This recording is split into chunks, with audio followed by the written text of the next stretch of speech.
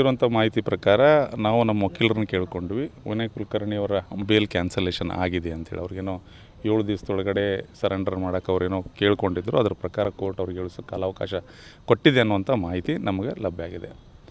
ನಾನು ತಮ್ಮ ಮೂಲಕ ಹೇಳೋದಿಷ್ಟೇ, ನಾವು ಕಳೆದ 9 ವರ್ಷಗಳಿಂದ ಯೋಗೇಶ್ ಗೌಡರ ಕುಟುಂಬದ ಸದಸ್ಯರಾದಂಥ ಗುರುನಾಥ ಗೌಡರು ಅವರ ಕುಟುಂಬದ ಅವರ ಸಹೋದರೆಲ್ಲರೂ ಸೇರಿ ಈ ಹೋರಾಟವನ್ನು ಮಾಡ್ಕೊಂಡು ಬಂದಿದ್ದೀವಿ. ನಾವು ಮೊದಲಿನಿಂದ ನಮ್ಮ ಹೋರಾಟ ಇಷ್ಟೇನಂತ ಕೇಳಿದರೆ, ನಿಜವಾದ ಆದಂತಹ ಯಾವ ಆರೋಪಿಗಳು ಇದರಲ್ಲಿದ್ದಾರೋ ಎಲ್ರಿಗೂ ಶಿಕ್ಷೆ ಆಗಬೇಕು ಅನ್ನುವಂತಹ ಒಂದು ದೃಷ್ಟಿಕೋನದಿಂದ ನಾವು ಹೋರಾಟ ಮಾಡ್ಕೊಂಡು ಬಂದಿದ್ದೀವಿ. ಧಾರವಾಡದಲ್ಲಿ ಇಂತಹ ಕೇಸ್ಗಳು ಮತ್ತೆ ಆಗಬಾರದು ಅನ್ನುವಂಥದ್ದು ನಮ್ಮ ವಿಚಾರ. ಸೊ ಈಗ ಕಳೆದ ಒಂದು 4-5 ತಿಂಗಳ ಹಿಂದುಗಡೆ ಮತ್ತೆ ಈ ಮೊದಲೇನಿಲ್ಲಿ ಧಾರವಾಡದಲ್ಲಿ ವಿಚಾರಣೆ ನಡೆದಿತ್ತು. ಆ ವಿಚಾರಣೆಯಲ್ಲಿ ಎಲ್ಲ ಸಾಕ್ಷಿಗಳನ್ನು ಇವರು ಹ್ಯಾಂಡಲ್ ಮಾಡಿದರು. ಸಾಕ್ಷಿಗಳಿಂದ ಬಲವಂತಪೂರ್ವಕವಾಗಿ ರೆಸಾರ್ಟ್ಗಳಲ್ಲಿಟ್ಟು ಅವ್ರ ಕಡೆಯಿಂದ ಸಾಕ್ಷಿ ಹೇಳಿಸಿದ್ರು ಅನ್ನುವಂಥ ವಿಷಯ ಗೊತ್ತಾದ ಮೇಲೆ ನಾವು CBIಗೆ ಈ ಪ್ರಕರಣವನ್ನು ಹಸ್ತಾಂತರಿಸಬೇಕು ಅಂತೇಳಿ ನಾವು ಹೋರಾಟವನ್ನು ಮಾಡಿದ್ವಿ. ಅದು ಈ ಪ್ರಕರಣ CBIಗೆ ಹೋದ ಮೇಲೆ CBIದವರು ಚಾರ್ಜ್ ಶೀಟ್ ಮಾಡಿ ಅದರಲ್ಲಿ ವಿನಯ್ ಕುಲಕರ್ಣಿಯವರನ್ನು ಕೂಡ ಆರೋಪಿತರನ್ನಾಗಿ ಮಾಡಿದ್ದಾರೆ. ಈಗ ಇಲ್ಲಿ ಚಾರ್ಜ್ ಶೀಟ್ ಆದಮೇಲೆ ಸಾಕ್ಷಿಗಳು ನಡೀತಾ ಇದ್ದವು. ಸಾಕ್ಷಿಗಳು ನಡೆಯುವಂಥ ಸಮಯದೊಳಗಡೆ ಸಾಕಷ್ಟು ಸಾಕ್ಷಿಗಳನ್ನು ಇವರು ಮತ್ತೆ ಅದೇ ರೀತಿಯಲ್ಲಿ ಹ್ಯಾಂಡಲ್ ಮಾಡ್ತಾ ಇದ್ದಾರೆ. ಸಾಕ್ಷಿಗಳನ್ನು ಕರ್ಕೊಂಡು ಬಂದು ಹೋಟ್ಲಲ್ಲಿ ಇಟ್ಟು ಅವ್ರ ಕಡೆಯಿಂದ ಸಾಕ್ಷಿ ತಮಗೆ ಹೆಂಗೆ ಬೇಕೋ ಹಂಗೆ ಸಾಕ್ಷಿಗಳನ್ನು ಹೇಳಿಸ್ತಾ ಇದ್ದಾರೆ. ಸಾಕ್ಷಿಗಳಿಗೆ ದುಡ್ಡು ಕೊಡ್ತಾ ಇದ್ದಾರೆ ಅನ್ನುವಂಥ ಮಾಹಿತಿ ನಮಗೆ ಸಿಕ್ಕ ಮೇಲೆ ನಾವು ಯೋಗೇಶ್ ಗೌಡರ ಕುಟುಂಬದ ಸದಸ್ಯರು ಹೋಗಿ CBI ಅಧಿಕಾರಿಗಳಿಗೆ ನಮ್ಮ ಹತ್ರ ಏನು ಇನ್ಫಾರ್ಮೇಷನ್ ಇತ್ತು ಒಂದು ಬರಹದಲ್ಲಿ ಬರೆದು ಕೊಟ್ಟಿದ್ವಿ. ನಾವು ಅವ್ರಿಗೆ ಒಂದು ರಿಟರ್ನಲ್ಲಿ ಕೊಟ್ಟಿದ್ವಿ. ಅದರ ಮೇಲೆ ಅವರು ತಮ್ಮ ರೀತಿಯೊಳಗಡೆ ಒಂದು ವಿಚಾರಣೆಯನ್ನು ಮಾಡಿ ಅದರಲ್ಲಿ ಸಾಕಷ್ಟು ಮಾಹಿತಿಯನ್ನು ಕಲೆ ಹಾಕಿ ಸಾಕ್ಷ್ಯಗಳನ್ನು ಕಲೆ ಹಾಕಿ ಕೋರ್ಟ್ ಮುಂದೆ ಅದನ್ನು ತಂದಿದ್ದರು ಅವರು. ಅಂದರೆ ವಿನಯ್ ಕುಲಕರ್ಣಿ ಅವರು ಮತ್ತು ಅವರ ಮಾವ ಆರೋಪಿ ನಂಬರ್ 16 ಚಂದು ಮಾಮ ಅಂದರೆ ಚಂದ್ರಶೇಖರ್ ಇಂಡಿ ಅವರು ಬೇಲ್ ಕ್ಯಾನ್ಸಲೇಷನ್ ಆಗಬೇಕು ಅಂಥೇಳಿ ಈ ಕೆಳಗಡೆ ಕೋರ್ಟು ಏನು ಜನಪ್ರತಿನಿಧಿಗಳ ನ್ಯಾಯಾಲಯ ಇದೆ ಅದು ಚಂದು ಮಾಮರವರ ಬೇಲನ್ನು ಕ್ಯಾನ್ಸಲ್ ಮಾಡಿತ್ತು.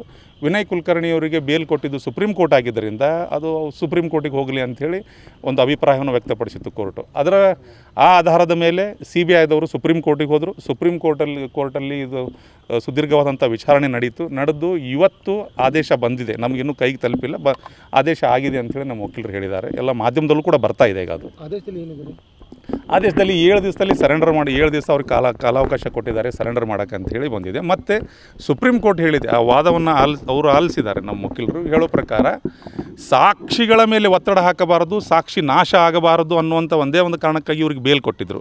ಇವರು ಹೊರಗಡೆ ಬಂದ ಮೇಲೆ ಅದೇ ಕೆಲಸ ಮಾಡ್ತಾಯಿದ್ದಾರೆ. ಈ ಸಾಕ್ಷಿಗಳ ಮೇಲೆ ಒತ್ತಡ ಹಾಕ್ತಿದ್ದಾರೆ, ಸಾಕ್ಷಿ ನಾಶ ಮಾಡ್ತಾಯಿದ್ದಾರೆ. CBIದವರು ಯಾರು CBIಗೆ ಬಂದು ಮತ್ತೊಬ್ಬ ಸಾಕ್ಷಿ ಬಂದು ಏನು ದೂರು ಕೊಟ್ಟಿದ್ದಾನೆ, ನನಗೆ ಹಣ ಕೊಡೋಕ್ಕೆ ಬಂದಿದ್ದಾರೆ, ಹಣ ಕೊಡ್ತಾ ಇದ್ದಾರೆ ಅಂತೇಳಿ ಅದು ಟ್ರ್ಯಾಪ್ ಆಗಿದೆ ಅನ್ನುವಂಥದ್ದು ಮಾಹಿತಿ ನಮಗಿತ್ತು.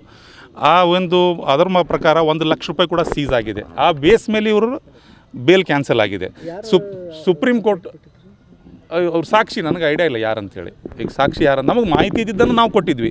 ಅದ್ರ ಮೇಲೆ ಅವ್ರು ಹೆಕ್ಕಿ ತೆಗೆದಾಗ ಭಾಳಷ್ಟು ಸಾಕ್ಷಿಗಳು ಹ್ಯಾಂಡಲ್ ಆಗಿರೋದು ಅವ್ರ ಗಮನಕ್ಕೆ ಬಂದಿದೆ. ಸೊ ಈಗ ಸುಪ್ರೀಂ ಕೋರ್ಟ್ ಏನು ಹೇಳಿದೆ ಅಂತ ಕೇಳಿದರೆ, ಸುಪ್ರೀಂ ಕೋರ್ಟ್ ಹೇಳಿರೋದು ನಮ್ಮ ವಕೀಲರು ಹೇಳೋದ ಪ್ರಕಾರ ಸಾಕ್ಷಿಗಳನ್ನು ಬಲವಂತವಾಗಿ ಹೇಳಿಸಬಾರ್ದು, ಸಾಕ್ಷಿಗಳ ಮೇಲೆ ಒತ್ತಡ ಹಾಕಬಾರ್ದು, ಯಾವುದೇ ಸಾಕ್ಷಿಗಳು ಹೆದರಬಾರ್ದು, ಅವರು ಹೆದರಿಕೆ ಆಗಬಾರದು, ಅವರು ಯಾರಿಗೂ ಒತ್ತಡದಲ್ಲಿ ಮಣಿಯದೇ ಬಂದು ಕೋರ್ಟ್ ಮುಂದೆ ಸಾಕ್ಷಿ ಹೇಳಬೇಕು ಅನ್ನುವಂಥ ಒಂದೇ ಒಂದು ಕಾರಣಕ್ಕಾಗಿ ವಿನಯ್ ಕುಲಕರ್ಣಿ ಅವರು ಬೇಲನ್ನು ಕ್ಯಾನ್ಸಲ್ ಮಾಡಿದ್ದಾರೆ ಅನ್ನುವಂಥ ಮಾಹಿತಿ ನನಗಿದೆ. ಮತ್ತು ಅದಲ್ಲದೆ ಇವತ್ತು ನಾನು ರಾಜ್ಯ ಸರ್ಕಾರವನ್ನು ಕೇಳೋದಿಷ್ಟೇ ಏನಂತ ಕೇಳಿದರೆ, ನೀವು ವಿನಯ್ ಕುಲಕರ್ಣಿ ಅವರು 7 ದಿವಸದ ನಂತರ ಸರೆಂಡರ್ ಮಾಡಿದ ಮೇಲೆ ಅವರಿಗೆ ಫೋನ್ಗಳನ್ನು ಒದಗಿಸಿ ಕೊಟ್ಟರೆ, ಈ ಹಿಂದೆ ಕೂಡ ಹಿಂಡಲ್ಗಾ ಜೈಲಲ್ಲಿದ್ದಾಗ ಸಹ ಅವರಿಗೆ ಫೋನ್ಗಳನ್ನು ಕೊಟ್ಟಿರುವಂಥ ಮಾಹಿತಿ ಇತ್ತು. ಅವರು ಒಳಗಡೆ ಕೂತು ಕೂಡ ಸಾಕ್ಷಿಗಳನ್ನು ಹ್ಯಾಂಡಲ್ ಮಾಡ್ಬೋದು. ನಾವು ಹೇಳೋದು ವಿನಯ್ ಕುಲಕರ್ಣಿ ತಪ್ಪಿತಸ್ಥರಾಗಿದ್ದರೆ ಶಿಕ್ಷೆ ಆಗಲಿ, ಇಲ್ಲಾಂದರೆ ಬಿಡುಗಡೆ ಆಗಲಿ, ನಮ್ಮದೇನು ಅಭ್ಯಂತರ ಇಲ್ಲ. ಆದರೆ ನೀವು ನಿಮ್ಗೆ ಅದರಲ್ಲಿ ಏನೋ ನಿಮ್ಮದು ಪಾತ್ರನೇ ಇಲ್ಲ ಅಂತ ಹೇಳಿದ ಮೇಲೆ ನೀವು ಸಾಕ್ಷಿಗಳನ್ನ ಯಾಕೆ ಹ್ಯಾಂಡಲ್ ಮಾಡ್ತಾಯಿದ್ದೀರಿ? ಸಾಕ್ಷಿಗಳ ಮೇಲೆ ಒತ್ತಡ ಯಾಕೆ ಹಾಕ್ತಾಯಿದ್ದೀರಿ? ಸಾಕ್ಷಿಗಳಿಗೆ ದುಡ್ಡು ಯಾಕೆ ಕೊಡ್ತಾಯಿದ್ದೀರಿ? ಈಗ ಅವ್ರ ಮನೆಯಲ್ಲಿ ಕೆಲಸ ಮಾಡೋರು ಅವರೆಲ್ಲ ಅದರಲ್ಲಿ ಸಿಕ್ಕಾಕೊಂಡಿದ್ದಾರೆ ಅನ್ನೋಂಥ ಮಾಹಿತಿ ಇದೆ. ಅದಲ್ಲದೇ ಈ ನಾವು ಮತ್ತು ಗುರುನಾಥ ಗೌಡರು ತಮ್ಮ ಮೂಲಕ ಕೇಳೋದೇನಂತ ಕೇಳಿದರೆ, ಸಾಕ್ಷಿಗಳಲ್ಲಿ ನಾವು ಮನವಿ ಮಾಡ್ಕೊತೀವಿ, ಯಾರ್ಯಾರು ಸಾಕ್ಷಿಗಳಿಗೆ ಬಾಕಿ ಇದ್ದಾವೋ ಅವರೆಲ್ಲರೂ ಮುಕ್ತವಾಗಿ ಬಂದು ಹೇಳಲಿ, ಯಾರಿಗೂ ಹೆದರೋ ಅವಶ್ಯಕತೆ ಇಲ್ಲ. ಇವತ್ತು ನ್ಯಾಯಾಲಯ ಅವ್ರ ಪರವಾಗಿ ನಿಂತಿದೆ. ನ್ಯಾಯಾಲಯ ಯಾರು ಸಾಕ್ಷಿಗಳ ಮೇಲೆ ಒತ್ತಡ ಹಾಕ್ತಾರೋ ಅವ್ರನ್ನ ಜೈಲಿಗೆ ಕಳಿಸ್ತಾ ಇದೆ. ಸೊ ಅವ್ರು ಬಂದು ಮುಕ್ತವಾಗಿ ಹೇಳಬೇಕು. ಅಲ್ಲದೇ ರಾಜ್ಯ ಸರ್ಕಾರ ಕೂಡ ಇದರಲ್ಲಿ ಬಹಳಷ್ಟು ಕೆಲಸ ಮಾಡಿದೆ ವಿನಯ್ ಕುಲಕರ್ಣಿಯವರ ಪರವಾಗಿ. 164 ಸ್ಟೇಟ್ಮೆಂಟ್ ಏನು ಕೊಟ್ಟಿರ್ತಾರೆ. ಒಬ್ಬ ಪೊಲೀಸ್ ಅಧಿಕಾರಿ ಶಿವಾನಂದ್ ಚಲವಾದಿ ಅಂತ ಒಬ್ಬರು ACP ಪೊಲೀಸ್ ಅಧಿಕಾರಿಗೆ ಯಾವ ಹೆದರಿಕೆ ಇದೆ? ಪೊಲೀಸ್ ಅಧಿಕಾರಿ ಒಬ್ಬರು 164 ಸ್ಟೇಟ್ಮೆಂಟ್ ಕೊಟ್ಟಾದ ಮೇಲೆ ಕೋರ್ಟಲ್ಲಿ ಬಂದು ಹಾಸ್ಟೆಲ್ ಆಗ್ತಾರೆ. ಅವರ ಮೇಲೆ ಕ್ರಮ ಕೈಗೊಳ್ಳಕ್ಕಂಥೇಳಿ CBIದವರು ಯಾರ್ಯಾರು 164 ಸ್ಟೇಟ್ಮೆಂಟನ್ನು ಕೊಟ್ಟು ಹಾಸ್ಟೆಲ್ ಆಗಿದ್ದಾರೆ. ಈಗ ಸದ್ಯ ಶಿವಾನಂದ್ ಚಲವಾದಿಯವ್ರ ಮೇಲೆ ಫರ್ಜುರಿ ಕೇಸ್ ದಾಖಲು ಮಾಡಿದ್ದಾರೆ. ಆಲ್ರೆಡಿ ಫರ್ಜೂರಿ ಕೇಸ್ ದಾಖಲು ಮಾಡಲಿಕ್ಕೆ ಅವರು ಮನವಿಯನ್ನು ಕೂಡ ಸಲ್ಲಿಸಿದ್ದಾರೆ ಕೋರ್ಟಿಗೆ. ಅದು ಕೋರ್ಟ್ ಏನು ಡಿಸೈಡ್ ಮಾಡುತ್ತೆ. ಇದನ್ನು ನಾನು ಒಂದೇ ಹೇಳಕ್ಕೆ ಬಯಸ್ತೀನಿ, ಸರ್ಕಾರ, ರಾಜ್ಯ ಸರ್ಕಾರ ಇದರಲ್ಲಿ ಬಹಳ ಮುತುವರ್ಜಿಯನ್ನು ವಹಿಸಬಾರದು. ರಾಜ್ಯ ಸರ್ಕಾರ ಇದು ಫೇರ್ ಟ್ರಯಲ್ ಆಗಕ್ಕೆ ಬಿಡಬೇಕು. ಈಗ ನೋಡಿ, ಈಗ ಡಿಪಾರ್ಟ್ಮೆಂಟಲ್ ಎನ್ಕ್ವೈರಿ ನಡೀತಾ ಇದೆ ಪೊಲೀಸ್ ಕಮಿಷನರ್ ಆಫೀಸಲ್ಲಿ. ಡಿಪಾರ್ಟ್ಮೆಂಟಲ್ ಎನ್ಕ್ವೈರಿ ಈಗ ಟಿಂಗ್ರಿಕರ್ ಅವ್ರ ಮೇಲೆ ಏನು ಆರೋಪಗಳಿದೆ ಅದನ್ನು ಅದು ಸತ್ಯನೂ ಸುಳ್ಳು ಅಂತೇಳಿ ಒಂದು ಎನ್ಕ್ವೈರಿ ನಡೀತಾ ಇದೆ. ಅಲ್ಲಿ ಏನು ಸಾಕ್ಷಿ ನಡೀತಾ ಇದೆ, ಈಗ ಐ ವಿಟ್ನೆಸ್ಗಳ ಸಾಕ್ಷಿ ನಡೀತಾ ಇದೆ ಅಲ್ಲಿ ಟ್ರಯಲ್ ಕೋರ್ಟಲ್ಲಿ, ಜನಪ್ರತಿನಿಧಿ ನ್ಯಾಯಾಲಯದಲ್ಲಿ. ಅದೇ ಸಮಯದಲ್ಲಿ ಅದೇ ಸಾಕ್ಷಿಗಳನ್ನು ಇಲ್ಲಿ ಕರೀತಾರೆ ಅವರು ಕಮಿಷನರ್ ಆಫೀಸ್ಗೆ. ಅಂದರೆ ಅವ್ರ ಮೇಲೆ ಹೊರಗಡೆಯಿಂದ ಒತ್ತಡ ಹಾಕುವಂಥ ಒಂದು ಪ್ರಯತ್ನ. ಸೊ ನಾನು ನಿಮ್ಮ ಮೂಲಕ ಮನವಿ ಮಾಡ್ಕೋತೀವಿ, ಆ ಡಿಪಾರ್ಟ್ಮೆಂಟಲ್ ಎನ್ಕ್ವೈರಿಯನ್ನು, ಈ ಎನ್ಕ್ವೈರಿ ಏನೋ ಇದು ಕೋರ್ಟಲ್ಲಿ ಏನು ಟ್ರಯಲ್ ನಡೀತಾ ಇದೆ ಇದು ಮುಗಿಯೋವರೆಗೂ ನಿಲ್ಲಿಸಬೇಕು ಅಂತ ನಾನು ಮನವಿ ಮಾಡ್ಕೋತೀನಿ.